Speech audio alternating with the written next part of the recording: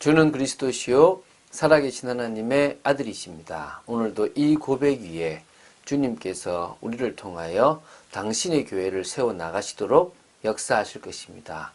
우리가 가는 곳마다 흑암의 권세가 무너지고 우리가 가는 곳마다 하나님께서 우리를 통하여 하나님의 나라가 이루어지도록 역사하실 줄로 믿고 다른 것 말고 정말 말씀 따라 인도받는 축복을 누리는 여러분 되시기를 주 예수 그리스도 이름으로 축원드립니다.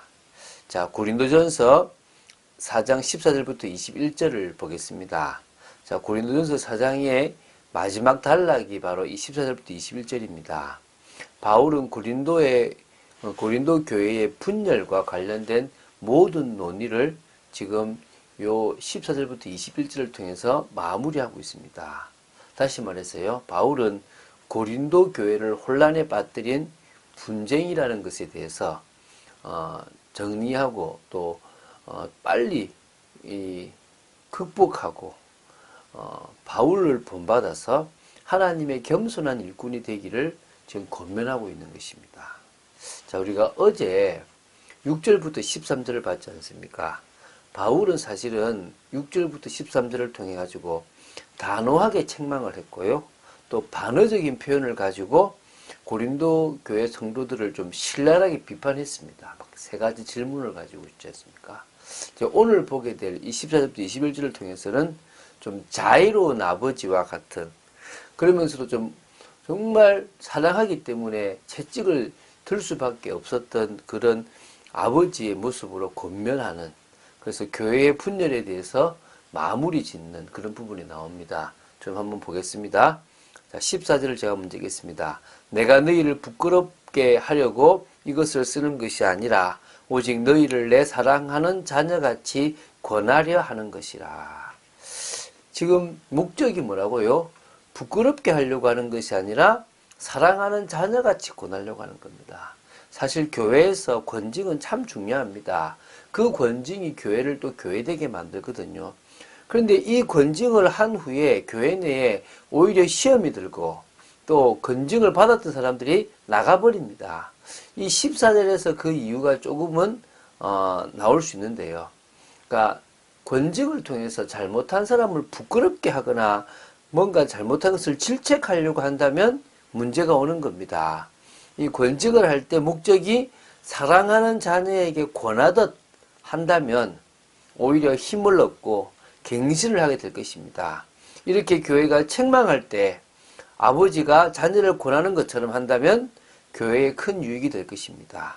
15절을 보겠습니다. 그리스도 안에서 1만 스승이 있으되 아비는 많지 아니하니 그리스도 예수 안에서 내가 복음으로써 내가 너희를 낳았음이라. 사도행전에서 보듯이요, 고린도 교회는 바울의 선교로 말미암아 탄생한 교회였습니다. 이게 사도행전 18장에 나오거든요. 그런 의미에서 바울은 고린도 교회 성도들을 낳았다라고 말할 수가 있습니다. 그래서 유대의 그 사내들인 그 문서에도 만일 어떤 이가 이웃의 아들에게 토라를 가르치면 그것은 그가 이웃의 아들을 낳은 것과 같다라고 기록되어 있고 그게 중요하다는 겁니다. 이처럼 바울은 고린도 교회 성도들을 말씀과 기도로 양육했습니다. 그래서 고린도 교회 성도들에게서 바울은 믿음의 아비였던 것입니다. 아비처럼 그 영혼을 위해서 헌신하며 기도하는 중에 낳은 사역자는 많지 않고 이미 성도가 된 사람에게 스승처럼 가르치는 일반 스승은 있다는 것입니다.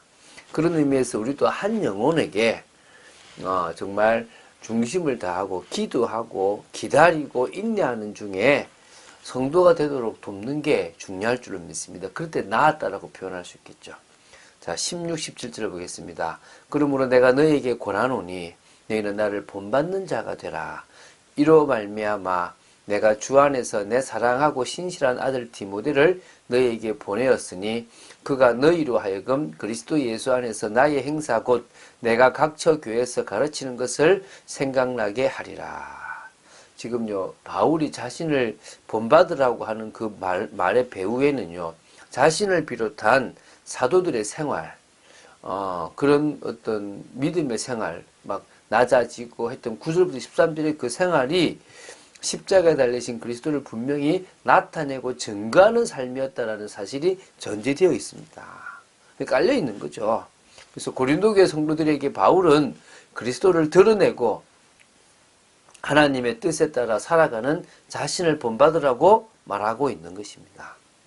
그래서 지금 바울은 고린도 교회의 문제를 해결하기 위해서 당장 가고 싶지만 가지 못하기 때문에 주 안에서 그토록 사랑에 맞지 않았던 신실한 디모데를 그곳에 지금 파송했습니다. 주님께서 그때는 바울이 가는 것을 허락하시지 않았던 것으로 보입니다. 그래서 이 디모데란 인물은 바울과 실라가 2차 전도 때 루스드라에서 이렇게 찾아냈던 인물인데요. 바로 외할머니와 어머니, 이게 이제 유대인이고요. 아버지가 이제 헬라인인데 그 속에서 태어난 아주 충성스러운 일꾼입니다. 그를 지금 이렇게 보내는 거죠.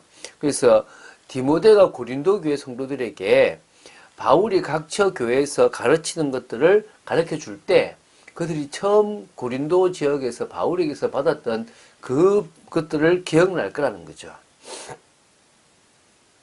18절부터 보겠습니다. 어떤 이들은 내가 너희에게 나아가지 아니할 것 같이 스스로 교만하여졌으나 주께서 허락하시면 내가 너희에게 속히 나아가서 교만한 자들의 말이 아니라 오직 그 능력을 알아보겠으니 하나님의 나라는 말에 있지 아니하고 오직 능력에 있습니다. 자, 지금 바울이 2차 전도 때 이 고린도에 머물렀으면 한 AD 51년 경쯤으로 봐야 돼요. 그리고 고린도 전서를 쓰고 있는 이때는 한 그로부터 몇 년 경과되지 않았던 3차 전도 AD 53년에서 58년의 초반이니까 뭐 불과 한 3년 정도 시간이 지났던 어떤 짧은 시간 만에 지금 이렇게 지금 글을 쓰고 있는데요. 그럼에도 불구하고 지금 교회 속한 어떤 이들은 바울이 직접 고린도 교회를 방문하지 않을 것이라는 생각으로 교만을 한 생각에 빠졌다는 겁니다. 여기 보면 어떤 이들은 이 바울을 폄하시키려는 다른 어떤 개바파나 그리스도파, 아볼로파라고 보시면 됩니다. 그 이유를 이제 20절에서 밝히고 있는데요. 여기 보면 이렇게 나옵니다. 하나님의, 여기 있는데요.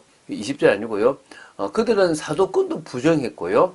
또 그의 연약한 육체에 대해서도 좀 비아냥거릴 수도 있었습니다. 그래서 그들은 바울이 자신들이 뛰어난 은사나 어떤 그런 지혜에 대한 두려움과 바울 자신의 약점 때문에 고린도 교회에 안 나타날 거다라고 생각했던 사람들 같습니다. 그러니까 이제 그렇게 교만했는데 주님만 허락한다면 나는 갈 거다. 가서 너희들의 말이 아니라 능력을 볼 건데 왜?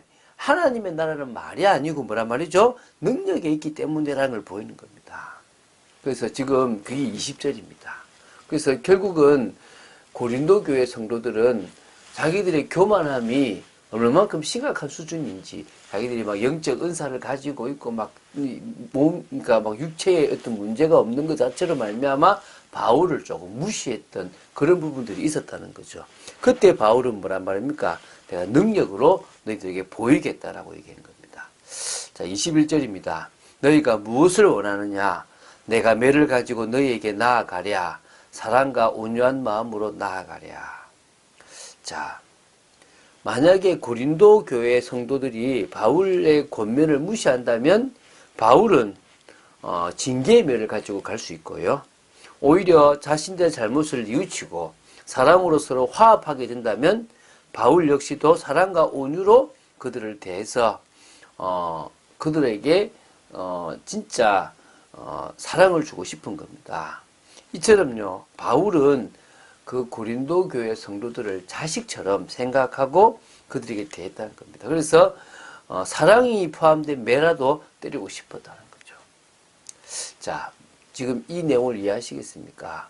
쭉 앞에 문제들을 쭉 나열하면서 바울은 이 모든 것들을 쓴 목적 자체가 자녀라는 마음으로 사랑하기 때문에 했고, 많은 스승이 와서 뭔가 많이 하지만 나는 그 스승이 아니라 너희들을 기도로 낳고 사역으로 낳았던 아비와 같은 존재다.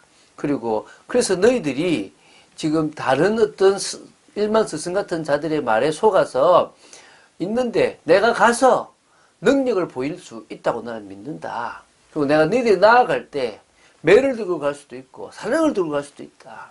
그래서 어떤 부분에서 너희들이 이 말을 듣고 깨우치고 빨리 돌아서라. 하나님이 원하시는 자리로 돌아가라. 라고 지금 이야기하고 있습니다. 이런 중심의 말씀을 통하여 여러분이 혹시 잘못된 신앙의 색깔 속에 있다면 빨리 돌아서시기 바랍니다. 우리의 잘못된 자아가 복음을 처음 받을 때는 잘 모르는데요. 계속 지나다 보면요. 그 속에서 뭔가를 자꾸 변질시켜 버릴 수도 있습니다. 그 정도로 우리에게는 이미 잘못된 자아가 많이 형성되어 있거든요. 복음의 능력만이 치유할 수 있습니다. 복음의 능력만이 변화시킬 수 있습니다. 진정으로 말씀과 기도에 집중하는 영적 생활로 여러분 자신을 바꾸시기 바랍니다. 성화의 과정이라고 그럽니다. 진정으로 복음과 능력 속에서 변화되어져서 성령의 역사 속으로 들어간다면 진정으로 우리는 하나님이 기뻐하시는 응답받을 수밖에 없는 사람으로 바뀌어질 줄로 믿습니다. 그런 축복을 오늘도 누리고 내일도 누리고 계속 누려나가길 바랍니다. 바울처럼 정말 마음이 현장에 가 있고 영혼에 가 있다면 하나님은 바울에게 주셨던 축복을 우리에게도 허락하실 줄로 믿습니다. 그런 축복을 오늘도 누린 여러분 되시기를 주 예수 그리스도 이름으로 축원드립니다. 주는 그리스도이시오 살아계신 하나님의 아들심을 고백합니다. 바울이 진정으로 잘못된 성도들을 자녀처럼 훈계하고 또 책망하며 바로 세우기를 바랬던 것처럼 저희들이 정말 복음의 능력으로 바로 세워지기를 간절히 소원하며 고린도 교회의 성도들과 같은 실수를 하지 않으며 오히려 또 우리 주위에 있는 사람들도 복음의 능력으로 세워나가도록 지켜주시옵소서. 오늘 하루의 삶도 하나님께 온전히 맡겨진 삶이기를 간절히 소원합니다. 주 예수 그리스도 이름으로 기도드립니다. 아멘.